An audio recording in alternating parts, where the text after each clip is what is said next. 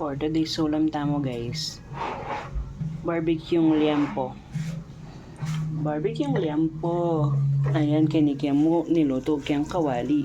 Yung kasakit luluto kiyang kawali guys, uling manalam sikya kaysa magkaita pang uling kaya na mo may barbecue mo rin. Ayan. Sabo miswa patola, tapos ayun yung pamulog tamo kaya ni guys tang beef giniling ini pamulog tamo. Aperito ko na lang nandun siyempre ako na binidyo kasi makalambat. Manya-kanyang guys, malasa la rin yung beef pa rin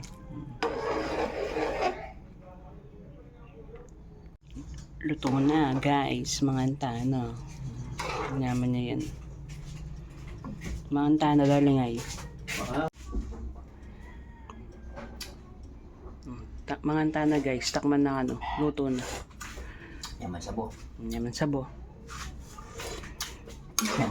Tanta pa nga yan niya kay King. Chicken inasal. Bilis.